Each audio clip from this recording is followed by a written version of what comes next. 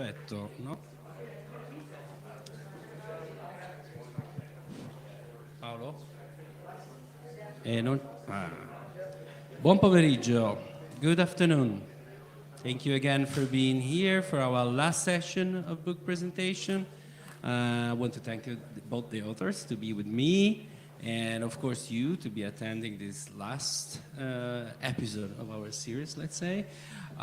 So today, very exciting books. We are particularly interested in both for different reasons. We will be talking about it, and the Giornate are always happy to be having space for authors and to go beyond what also is in the program. So this is going to be the case today, although, as always, there is many connection with some of the things you've seen at the Giornate. So, first of all, I want to thank Victoria to be here with us, and we'll start with her. Let me just clean. And also, I want to mention that here is the book, but you will find a very nice flyers outside and at the Filmfair if you would like to purchase the book. But also, as we were saying before, it's a free open book. So, yay, we can look at it. We can use it, which we were just talking about. It's not that simple in some cases. So as you really use books as tools, is always great. So thank you again, Victoria. And would you like to start talking about your book or some brief introduction about it?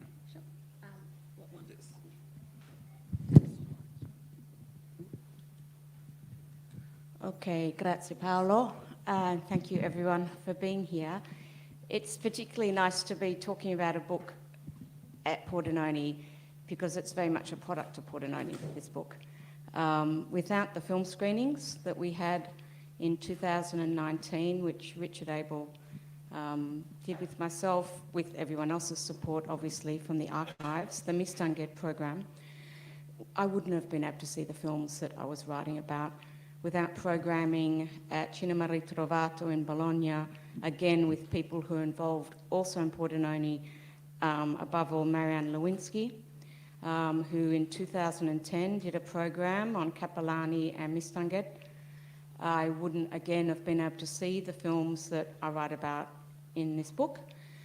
And without the program I did many years ago in 2006, again at Cinema Ritrovato, but again through the community here who tells me where films are, how to access them, gives me links to films when I can't access them. And, you know, without that kind of support, I couldn't be writing a book and I couldn't be talking about film because we need to see and have available as scholars, you know, works to go back to again and again while we write. So I really see this work as my own reflection on what I see as a collaborative community here, which I really am thankful for. And the work really, hopefully, frames actresses in the cinema as significant figures in early film. And quickly, before I even say anything else, I do want to mention that, again, Richard Abel, it's him, Giorgio Bertolini and Matthew Solomon. It's published in their series Cinemas in Contact. I think I've got that title, yeah, right? University of California Press. And again, those of you, who frequently come here, these are people who are part of this community. And I just really appreciate working in this kind of collaborative way. And above all, having 3 male scholars who are there to platform feminist scholarship. And I think that really is a tribute also to them, that they saw value in a project like this and that I had the support I got. So to really just sum up what it's about, apart from the context of how it actually happened, I'm trying to look generationally. In my former book on Sarah Bernhardt, I looked at a single figure, obviously, and I looked deeply kind of textually. And a lot of my work in that first book follows and mirrors often in a way the work of Ivo Blom. And he was talking yesterday about how we might look at cinema and look into the frames and establish an intermediate way of looking at early film, and that opens up a lot of important avenues and questions. So I did that with Sarah Bernhardt to try and demonstrate that she wasn't just a theatrical actress. She was working with contemporary culture in quite new and innovative ways. In this collection, this book, I kind of worked in another way. I kind of swapped what Ivo did in his first book. We're kind of working back to front here, Ivo. And I started to look at generationally at these three actresses, and my thoughts were, well, what did they do transnationally? How did they impact and possibly contribute to nascent early film culture? And the three examples were chosen because I wanted a range of theatres. I wanted to demonstrate not just that women were celebrities. We know that women were celebrities, you know. I wanted to show that in the tragic theatre with Bernhardt, in the comic theatre with Réjane, in the music hall kind of variety stage, more popular theatres with Mistinguett, we have women who were involved in early cinema across performance kind of genres and modalities, or however you want to talk about the kinds of films they're involved in. And they reached global audiences and really changed or implemented new things in terms of business practices, in terms of management, in terms of access and audiences going to films and celebrating early cinema. So I wanted, I really chose the three examples so I could look generationally. I chose the three examples so I could showcase women, but I didn't want to just say women, women, women. You know, I think obviously men contributed to early film, but I did want to look at gaps in what we don't yet know. So I did try and look at them, but I do highlight that I'm not comprehensive and that obviously there's still a lot of gaps, but the idea was to show the range of films available, the range of theatre traditions we're coming out of. And I work from the presumption that we're beyond the stage of saying, you know, is the theatre part of early film? Of course, you know, of course it's part of early film. And I really wanted to show a kind of constructive way to look back into also our theatre histories and make connections to early film and really try and, try not to work so much in silos, whether that's linguistically, but I'm only working between English and French, obviously, or in terms of theatre film, in terms of types of theatres. So that's I think exactly what, as you were mentioning also, Ivo's work, and so the combination and the looking through is exactly a very good point. And as you mentioned, again, the variety of having three different divas and very famous art that come also from a different backgrounds, different stories, and though therefore they face a similar challenge when trying to go abroad, and especially in the connection between Europe and England, and especially the US. There is, well, for example, I do have, there were some notes, but one of the topics also that I thought interesting, because we were mentioning, I think yesterday, talking about Champlin and others, was the patriotism of some of the films. You will excuse me, I will go through your book like up and down, jumping around. Yeah, That's what I prefer to I've do. just done that, yeah. Exactly. Yeah. But it really struck me how that, yes, we sometimes consider like more, either more popular male actors, or maybe also comedians, to be how much connection was with the war and how important was. But it was very interesting to find this information in your book, and I thought, well, yes, that's something, I don't know how much has been studied as well, but it's interesting to know, especially at the backgrounds that these three had. Yeah, so in terms of the First World War, Yes. So that's, I mean, the book pauses and stops on World War I because that was like a convenient kind of resting place.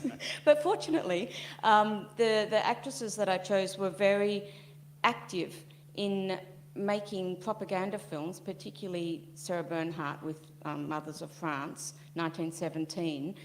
And that was specifically made for the American market, I think. You know, obviously it went other places, and it was released just before America joined the war.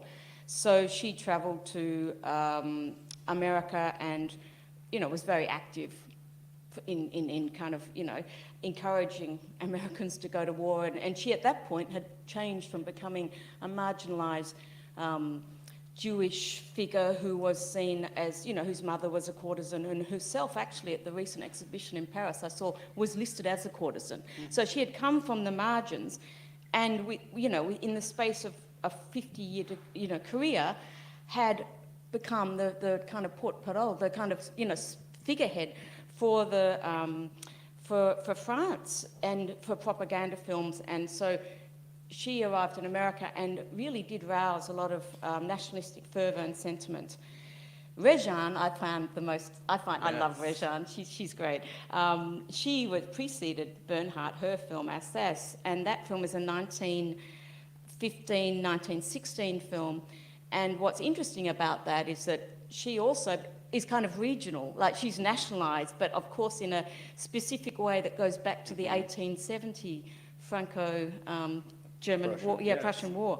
And so she really was the first one to make, of these figures, to get involved and make a patriotic film that circulated first on the stage in Britain and then was released in America, and of course had very different reception context. So that's part of the interesting, how you get read as a French woman in Britain or England as opposed to America. And also how it become relevant exactly in that moment.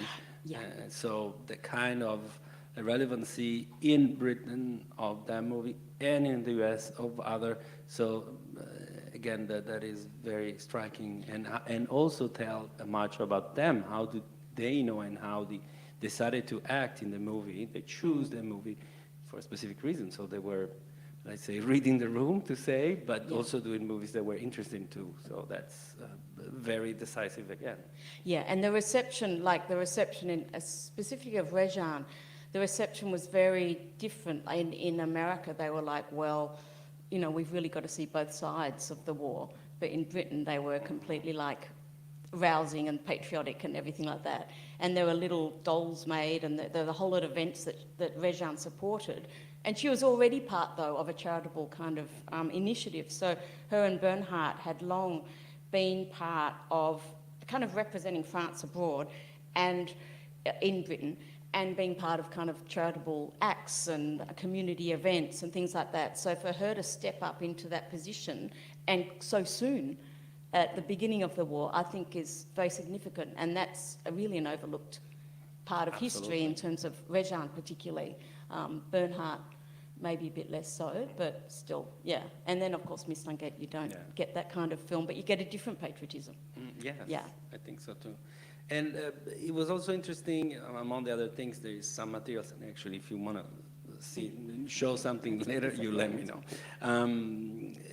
I was reading about what you mentioned as the Sarah Bernhardt special train, which was something, again, we were talking about promotion at the era in that time, and that tells a lot on not only, again, as always, but even more stress here, how it's not only a case of being an actress and being a diva in the sense, but also managing and creating a system also according to, and that's why going to the US was important, and change the things and keep on changing the things also. Yeah, and because she was an actress manager, and so she did manage her affairs, and she was, I've done some work, I did that with Vito Adriansons for 19th Century Theatre and Film, looking at the actress manager specifically.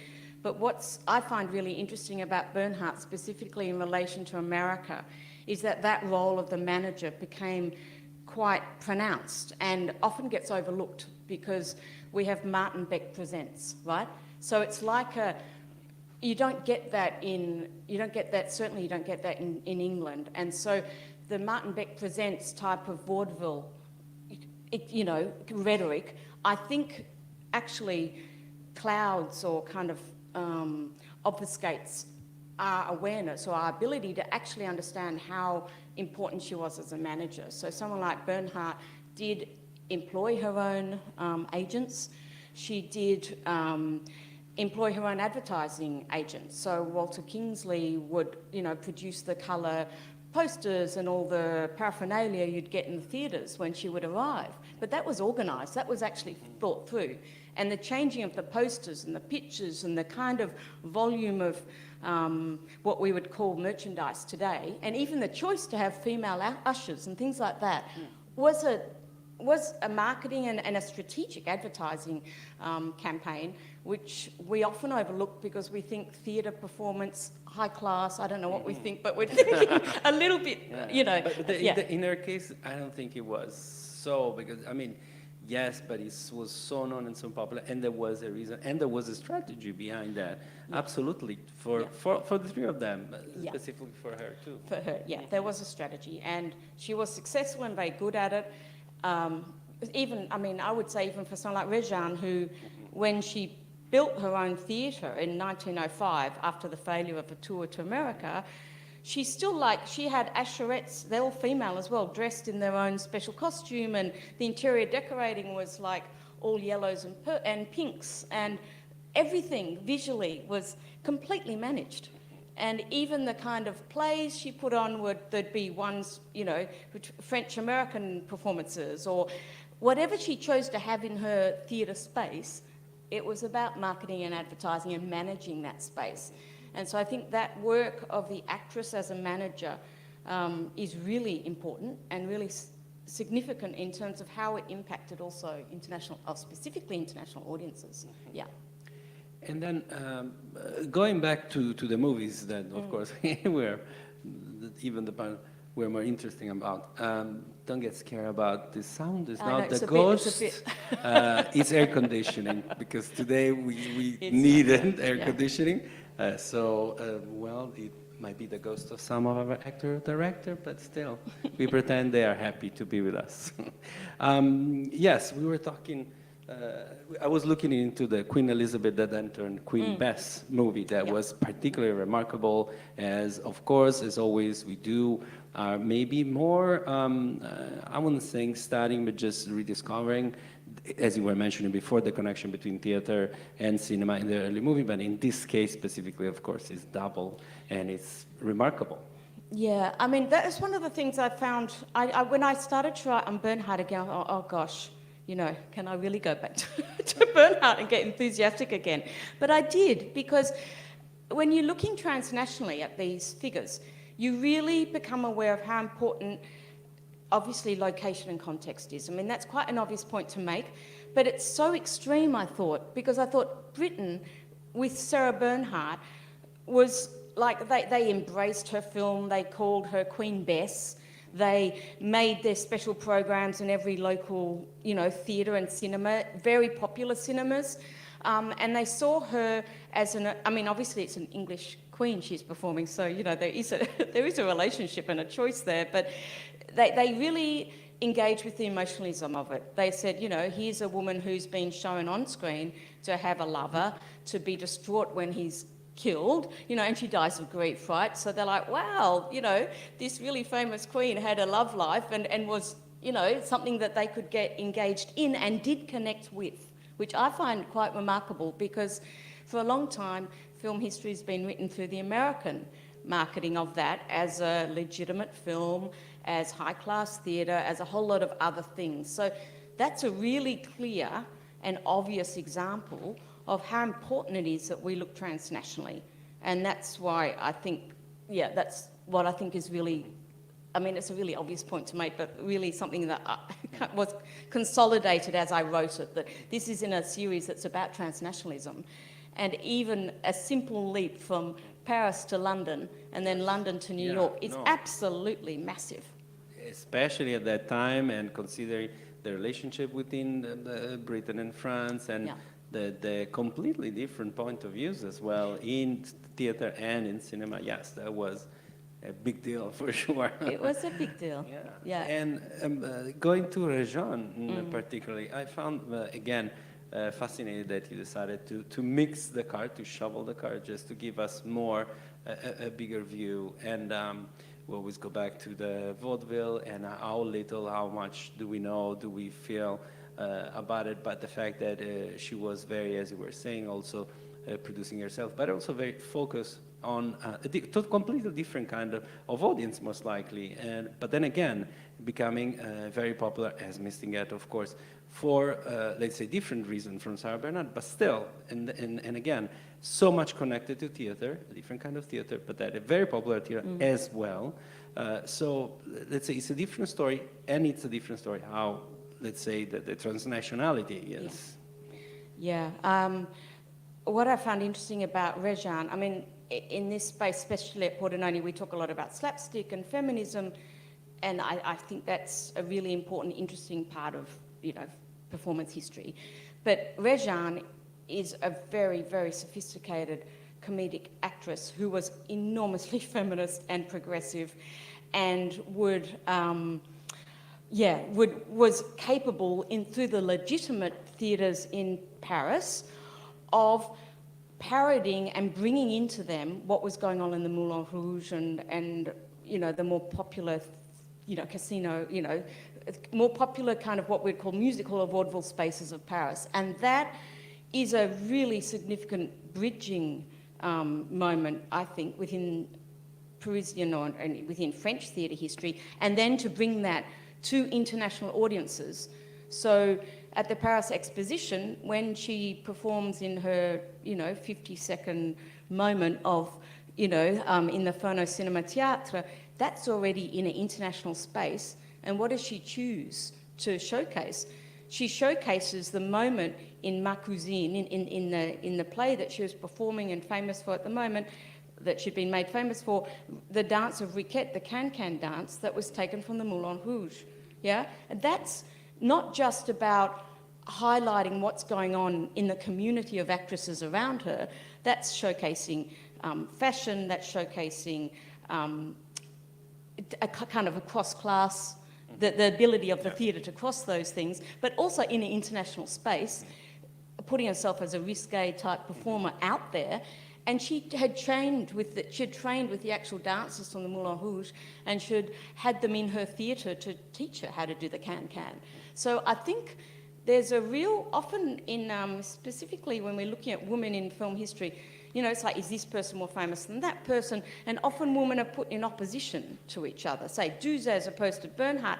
Actually, they were great mates. They sent letters to each other, they telegrammed each other, they supported each other.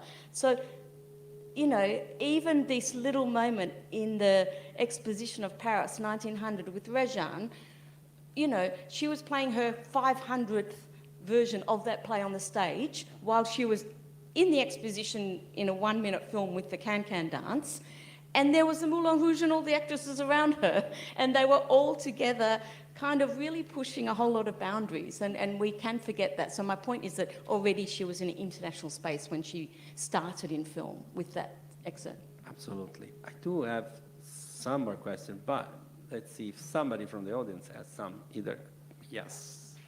Oh, yeah. Oh, sorry, we need the microphone because it's coming. We are streaming as well, just for that.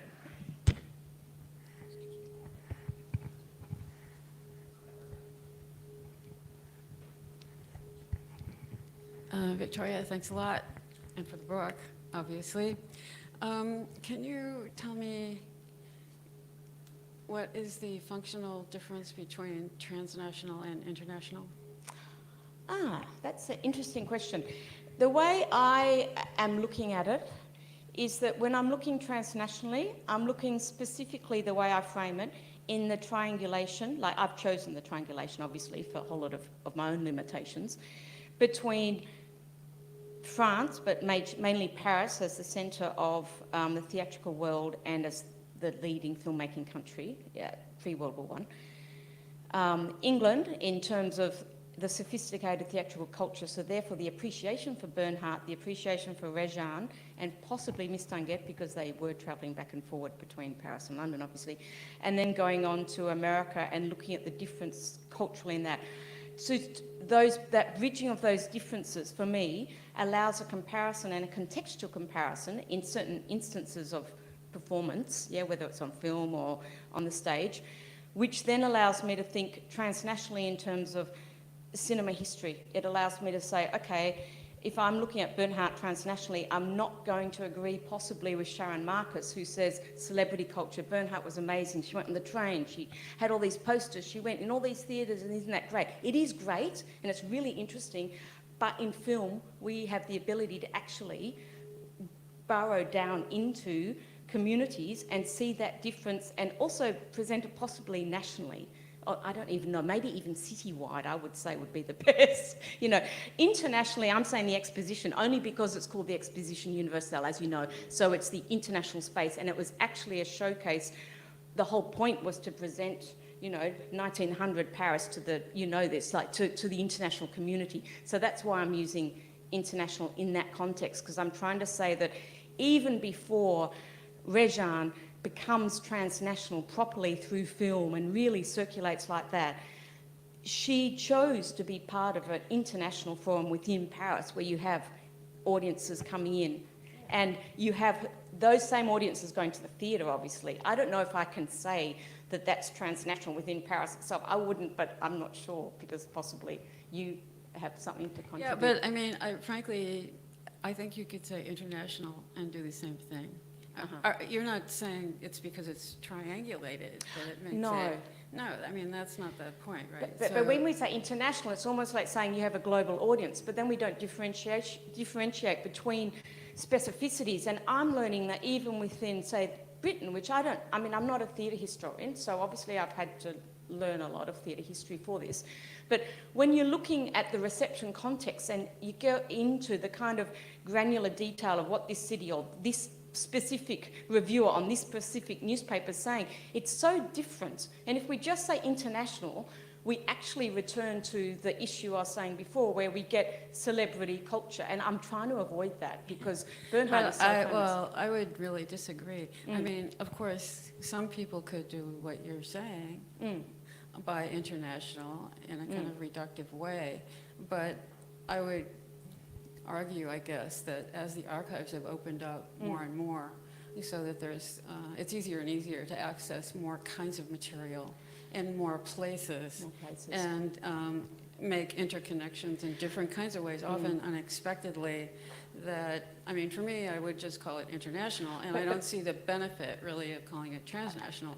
Okay, so, but I would say, well, I understand that point of view, but what happens then, I have no access to Chinese language at all, and I was so conscious this is the West, okay? Like, and maybe because I'm Australian, I'm in Australasia. So I felt this sense of, I've possibly opened up, you know, some dialogue and questions, but in my conclusion, I talk about, well, there's only sets of stuff that I can look at right now, and I can only read French and Italian. I can't read, like, you know, I'm not looking at German, I'm not looking at any Asian language or country, and I'd love to know if Bernhardt was known there. I don't know. You know, and I have been trying to look at pictures and looking at posters in China, you know, like random things. So I would say it's really hard for me to talk internationally if all I'm talking about is a very specific, well-documented, with a lot of archival resources, triangulation. So I understand your point. It could anyway be international. You're right. But I just am so mindful that it's so limited still, what I'm saying in terms of transnationalism. It's my own limitation, that's all, yeah. Okay, I think there was another question over there. Yes. Yes. Yes, hello. Well, first, thank you for this interesting presentation, and mostly because I'm very interested in the Phono-Cinéma Théâtre. It's true that even Sarah Bernhardt was dressing like Hamlet in the Phono-Cinéma Théâtre, but she made a real play dressing like Hamlet. Yeah. Well, maybe the question is not so much cinema, but it's very, let's say, how to say, simple question. I know that Sarah Bernhardt, for instance, when made trips to America, even with other famous actors, the actor of Cyrano de Bergerac, I was wondering just how the plays were adapted in this kind of country, if you know a little bit more about it. They were acting in English or this kind of thing? No, she was always acting in French. What she did very early on was choose excerpts from her plays. So she would act. I went to the Harry Ransom Centre for about 2 months, and I looked through all and also the Victoria and Albert Museum, all their programs before they shut it down. So I spent about, a couple of years just looking at theatre programs. And what I have established so far is that she chose, she did perform her plays, but she quite quickly chose to perform excerpts. So you would get the death scene in Camille, you know, you would get the, you know, the murder scene in Tosca, the most kind of visually. And later she did take that, because as early as the 1880s, 1890s, I've seen single acts from her plays in America. Obviously, famously, then she went into vaudeville, she went into the London Coliseum. So, of course, there you get the one act, and we expect to see that on the program. What I was surprised with was how early she started that choice of the most famous role. And again, that's about audience familiarity with the story, but she also provided leaflets in all the programs where you'd get a summation, 300 words in some, a couple of pages in others, a whole booklet in others. So people were told about the narrative context.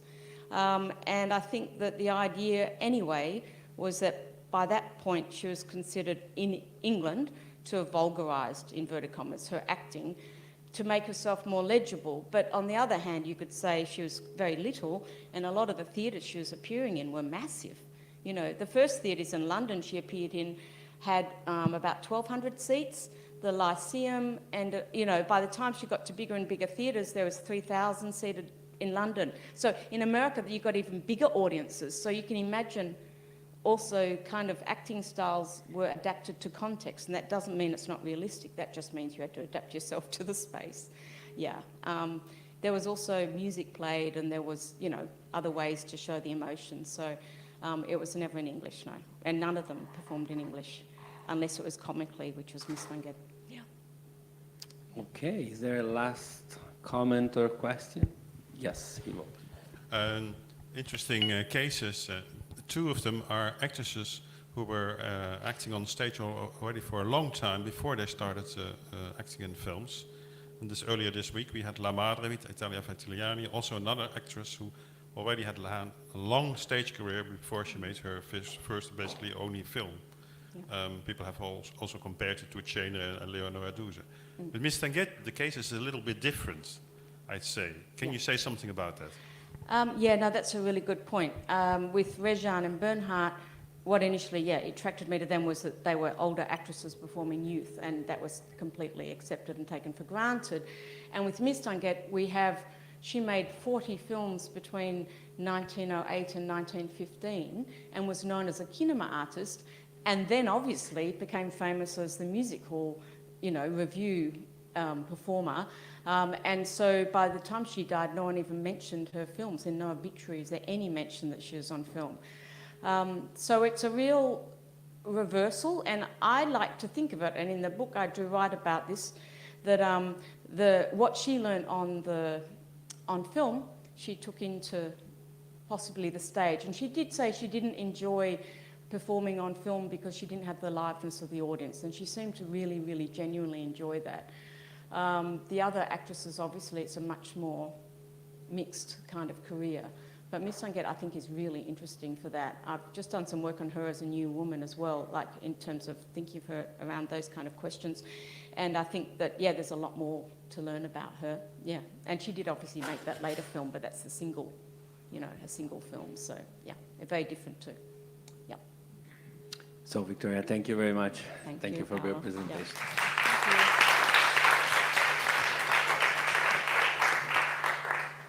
And we're going to switch to something actually related, very much related to two divas. Let's do a quick.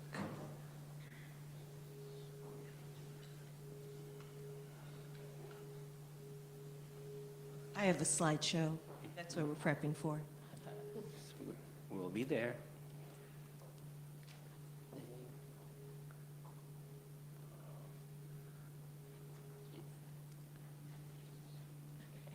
There you go. So, a queer way of feeling. We did, I think 2 years ago, one of our book presentation was about scrapbooks and cigarette cards and other materials. So when we saw there is another book about scrapbook, we were extremely happy, especially for the perspective that there is.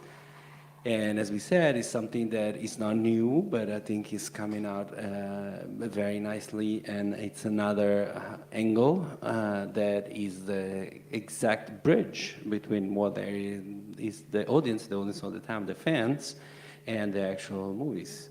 So thank you, Diana, for being with us. And please. Hi.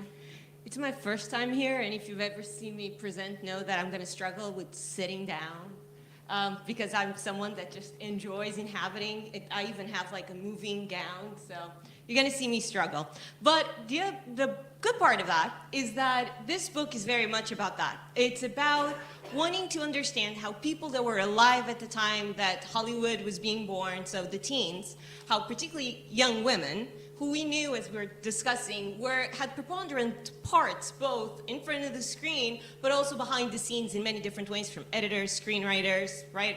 So I knew that women were being very important both as audiences and as participants on the beginning of Hollywood.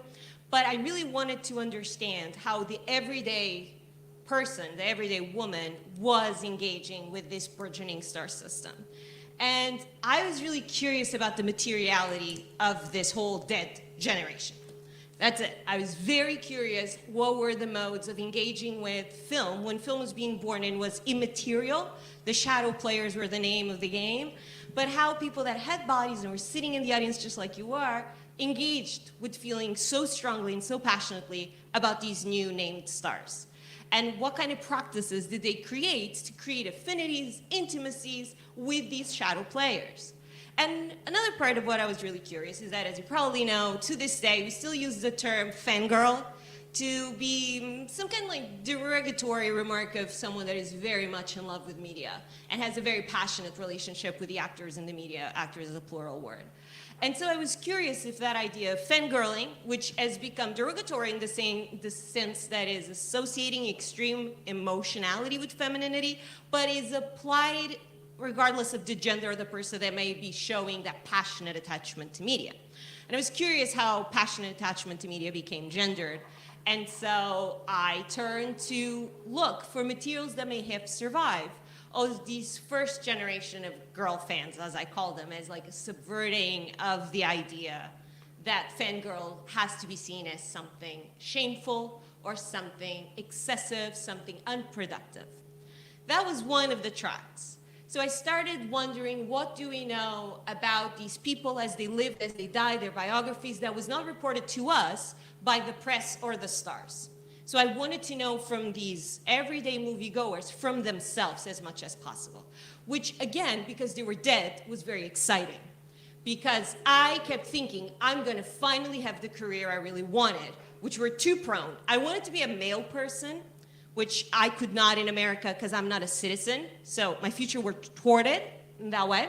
And I was really into mediumship and spiritualism from the 19th century.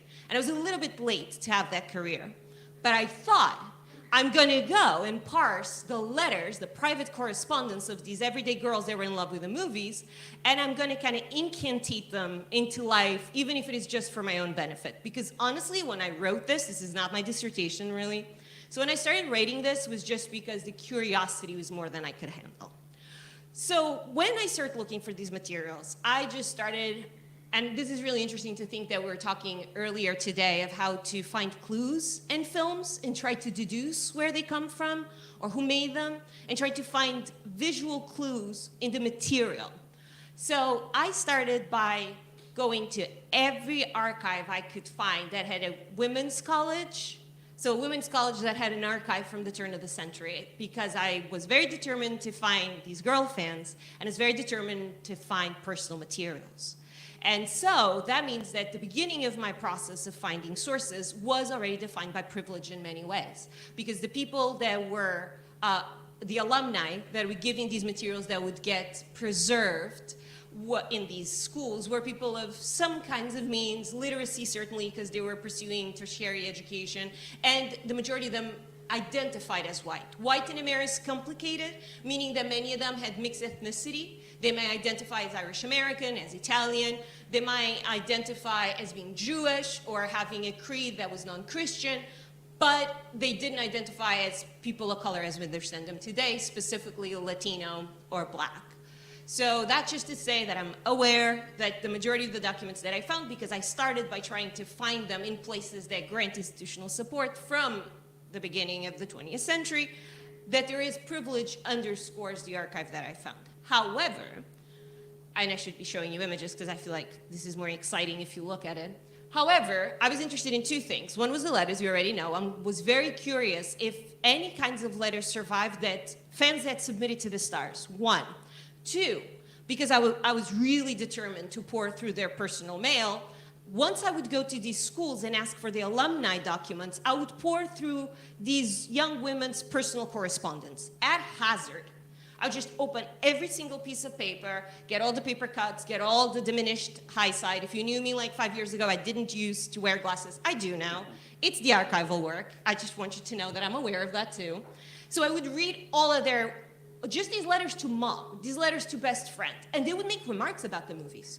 Sometimes they might seem nugatory, like I went to the movies last night, other times really interesting. I went to the movies because it's a dark place where I can make out with that certain person, or I went to the movies without telling dad and mom because they don't approve. So creating this cultural picture of what the pictures meant for young people, young women in the 1910s. So letters was one of the things, and I'll show you a few of them, but the other one were scrapbooks. And scrapbooks are these really interesting mixed media objects, right? Because they can contain anything that the scrapbooker wants. Candy, hair. I love the ones that have biological material. You do not want to get me started on that. Yesterday, when we were looking at the 5 curls of Mary Pickford, I was like feeling it in my soul because I've touched dead people's hair way more than you probably think is advisable. But there's a lot of hair, and it's a token of affection, right? So I just want you to know that a majority of fans would write to female stars and ask for their hair. And at first I thought that was a bit odd, but then I looked at the scrapbooks and saw that girls did cut pieces of their hair and gave them to other female friends as a token of admiration, which put things into context, but also it still remains with a certain morbid afterlife that I quite appreciate. So scrapbooks are very rich and very textile. We're just returned to the fact that I picked this outfit to talk about scrapbooks, which are layers upon layers of fabric that makes you want to touch it, but also makes you feel like it's still alive. So I wanted to give you this example. In my work, I try to privilege scrapbooks and letters that I know who created them, because the creator wrote their names, wrote their addresses, sometimes even put their snapshot there, to my great joy. But this is one of those that we're not sure who created it. I brought you the picture because it's so incredibly thick and layered and palimpsestic, and it's beckoning for you, the researcher, to put your fingers through it. Fingering paper is really important for part of my argument on the intrinsic queerness of scrapbooks as a fan technology at the turn of the century. Because the majority of scrapbooks that I'm going to find, and you're going to say, you're biased, I'm biased, yes, but the majority of scrapbooks I'm going to find are created by young women because they gracefully write their age or their birthplace or the year in school that they are, like 7th grade. I can say with certainty that the vast majority of those that I found were teenage girls. If you're asking, yeah, but I bet there's boys out there and you just didn't find them, there is some truth to that. What I can say is that I complemented my research with a lot of e-commerce and state sale scavenging, and yet I couldn't find more than 2 scrapbooks from the 1910s made by young men. And one of them I own, if you're curious. He is spectacular. He loves the divas. He copies a lot of like sentimental poetry. If you're curious, I own it. It's under my bed. The second one is actually at the Astoria Moving Image Museum, and there's been scholarship written about him. Is Richard Hoffman's, and it's from 1913. Very also rich. But that's just to say that although I am biased and I want to see what young women were thinking about the movies in the 1910s, I also could not find men's scrapbooks at the time, which proves somewhat of a historical claim that scrapbooking, because it was understood as a memory keeping and domestic practice, was largely practiced and recommended to women. So I wanted you to look at this. If you're curious, there is a debate within the Billy Rose Theater Collection if this was put together by Lillian Gish herself. Because as you can see here, this is a personal postcard sent directly to her and her family. So they had her address, the person that wrote this. So either she herself collaged this very large scrapbook about herself, she was her biggest fan perhaps, or someone in her family or a secretary did it for her, but it's from the inner sanctum of Lillian Gish. But I chose it because all of it has this depth and this thickness and this textuality that I wanted you to look at. This is a different scrapbook that I own. Many of these are going to be scrapbooks that I own because I thought you would just appreciate seeing objects that you can't go to a museum to look at, because again, it lives under my bed. And yes, if there's archivists in the crowd, I know you're going to tell me I'm killing this object. I'm aware. It's a very intimate relationship of destruction that we have. It's mutual destruction at this point. And, but with love, always with love. I wanted to show you this. So Alice Scheffler lived in Portland, but she and her family, there were multiple children. They traveled through the Midwest. Each child was born in a different state.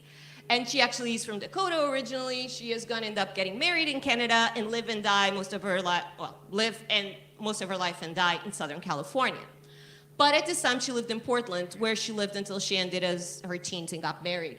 And I just wanted you to look at this scrapbook, and I have a big arrow there, because many of the scrapbooks create these shrines, and the vast majority of these shrines are to female stars. And I just want you to see, this is a traditional shrine. You have these cutouts of the images, some action shots. Edna Mayo was known for being in the serial The Strange Case of Mary Page. There's little annotations that tell you where, from which film these cutouts came from, but then there's this image here, and I just wanted you to be aware of what kind of work is being done, and it's part of my claim of the queerness inherent to young women investing so much love and attention into the images of female stars. Here's an image that she cut of Edna Mayo and her lady-in-waiting in the serial The Strange Case of Mary Page. And this image, this is very kind of Patricia White right now, but this image shows this intimacy between two women, and you can't tell if the lady-in-waiting is removing her jacket or putting the jacket onto her lady. So you imagine that it's a moment of intimacy, perhaps taking place in a boudoir. They are in this kind of disrobing or, you know, like touching each other in a way that eroticizes the class asymmetries. And although it seems like perhaps Edna Mayo is addressing someone else, that someone else is cut off. Alice Scheffler did not want that third party in this shrine to Edna Mayo. On the following page, she created a second shrine to the male counterpart, the actor that played the male love interest of Edna Mayo. And, oh, I need my little arrow. Okay, so she collaged the same picture again, but this time she left the male actor in the picture, kind of complicating that picture. What my argument here is that there was this deliberate scissoring, I know. There's this deliberate scissoring. I know, I paused. Thank you for the people that got it immediately. There was this scissoring that creates like female intimacy, creates this queer potentiality in a moment that was highly fleeting and clearly was promoted as she's a third wheel, the lady-in-waiting is. It's all about our main protagonists and love couple, the heterosexual love couple. But for Alice Scheffler, there was something really interesting about that fleeting moment of intimacy between these two female characters, and she focused on them. And she preserved them for me to see and write about and share with you. And so my argument is going to be that there is these veerings from heteronormativity, veerings from the heterosexual ideals that are being pushed forward in the movies by the ways that the female audiences engaged with the paraphernalia and the promotional material and the star text of the stars that were often constrained in very heteronormative narratives. And again, serials are highly popular with these fangirls, and I think in great part because they showed really athletic and independent young women that still were confined to marriage at the end, but got to live very rich and adventurous lives before that.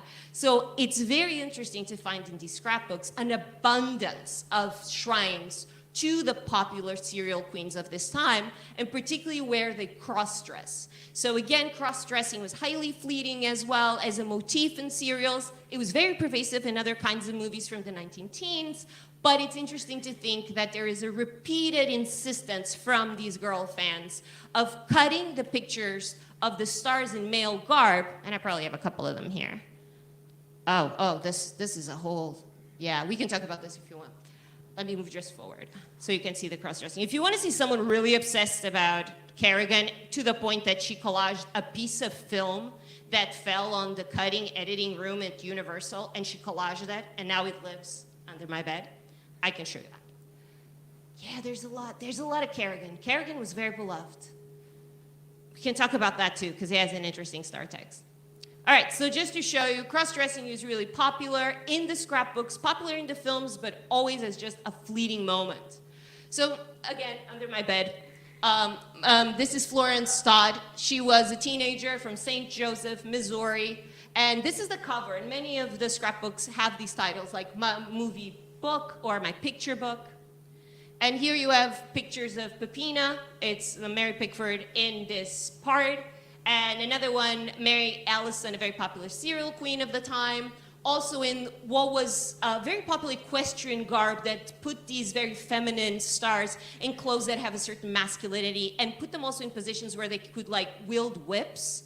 So some of these collages have the female star not just clothed in male clothing, but with whips, playing a jockey, playing equestrian. So there's also this kind of perverse interest, or I should say, an interest in perverse sensuality of the female star once she's cross-dressed. And just for the interest of an argument, this is the full page. So you can see the traditional headshots of more feminine stars dwarfed by the photo of the cross-dressed star. And again, someone like Mary Pickford cross-dressed occasionally. She has a robust filmography, so it happened, but it was often a transitory state. She did it to get out of trouble or to catch bad guys, and then she would revert very quickly within the film into a more feminine garb that we saw again also yesterday in that wonderful talk. But for these girls, for these movie-going girls, there was this interest in preserving this very fleeting state of tomboyishness or of androgeneity. And it was something the film didn't allow for, but the scrapbook does. It collaged it in time, it scissored it from time, and now it exists as a reflection of a persistent interest of a singular movie-going girl. And so I was interested in this and trying to create patterns, the understandings of the effective investments that individual moviegoers had and how they often upended or complicated our universalizing understanding of the female audience or the male audience or the male gaze, right, as very binary and very determined by a binary and essentialistic understanding of gender and sexuality. And I wanted to complicate that. Did I run out of time? No. Okay. Not yet. Not yet. Okay. I just want to show you private fan mail because, again, I love getting my hands dirty and fingering all this material, and there's nothing more delightful than finding personal letters that fans sent directly to stars. And I want to introduce you to one collection. You yesterday already heard of the marvel that is the National History Museum in LA, and here's more to support that claim. The Seaver Center is in the basement, has this collection of all the letters that Florence Lawrence, the very popular late O's, early teens, Canadian actress, kept from audiences that wrote directly to her. 90% of them are young women. They disclose this. There is a couple of men, and there's a couple just with initials, so we don't know. They're indeterminate. What is so interesting, and we could get into that if you wanted to think about that, is that she selected the letters she wanted to donate, and they are very much clustering in the years where popularity was waning, so 1913, 14, up until, she has a few until the 30s. So it seems like she was holding them dear as proof that she still mattered once the industry was not interested in her services anymore, and both her business and love life start failing.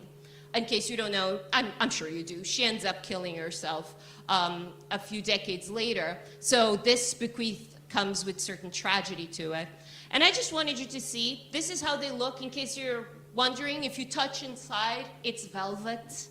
So it really, the people writing to the star really wanted the star to engage and feel intimacy by touching and feeling the ridges, the color of the paper. The paper, some of it is still perfumed. You still catch like a faint smell of something like a lavender. It's very disturbingly intimate. I love it. And some of them are your worst nightmare. I mean that literally. It seems like, you know, Sandman wrote this in my nightmares. There's blotches everywhere. The content is very joyful, actually. It's like, can we meet up for coffee? Because some of the fans feel very close to the star, to the point of asking, can I come see you? Do you want to come and spend weekends away with me? I can treat you to all the kinds of joys that you're used to. And the language itself is very colloquial, but also very charged, and at times erotic. Yeah, sometimes they would not even write in the vertical sense. Sometimes it's horizontal, just to keep things a little bit more spicy. And here you have the formation of a fan club dedicated to Florence. Much later, as you can see by the date, it's 1924. Doesn't say here, but I know it. And this is actually so many of the girls would send letters to Florence asking for a picture, and they would barter. I'll send you mine after you send me yours, but send the one with the cheeky dimples because I want to put it in my nightstand.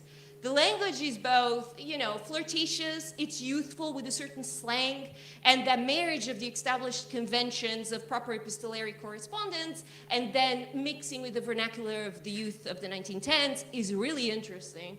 And here we see the reverting of that almost courtship conversation in that Helen Ferguson, the head of the Florence Lawrence informal fan club, is sending her own picture to the movie star. So this is just the kind of photographs that girls would send to Florence Lawrence. This is Theodora Anthony. Her father killed himself, and she wanted to go to the movies to try to restart her life away from what she saw as a very sad and difficult existence in Rhode Island. And this is the kind of stationery that girls sometimes would choose. And again, it's very meaningful that they chose the geisha figure, which was associated with exoticism and sensuality and female sensuality, and that it's two of them, like in this kind of intimate moment. And it's a letter from someone that treats Florence as if they were acquaintances. I have no proof that Florence actually knew this young lady, but she does speak of her as, let's meet up and have dinner, again, with that informality that really marks the intimacies that girls were trying to forge with stars at this time. And I will just go back to show you the scrapbooks you didn't, because every time people show me slides and don't let me see them, I feel like I've got jibbed. So this is just more of Alice Schaeffler, and it's just part of my argument that there is a concern with keeping images where men are being physically intimate with one another as much as with heterosexual couples being shown as touching each other. This is also, if you ever want to see this one, it's Eleanor Fulton, under my bed again. Just in case, every time I say you want to see it and you're thinking, oh, this is an archive. No, it's still under my bed. Just dedicated to Kerrigan. It's 150 pages. She collaged every piece of paper. She took photos of him. She tracked him down on Universal, on the studios. She has 2 pictures of him just looking so tired, and she just snaps that picture of him. And yeah, and all the kind of press reportage that he was subjected throughout his career, where it starts as just being like the matinee idol, and there's a lot of coverage of saying he's a big doll, he has big puffy lips, isn't he so pretty, like emasculating him at times. And then by the time that he talks against joining World War I, all that kind of like queer subtext in his star persona kind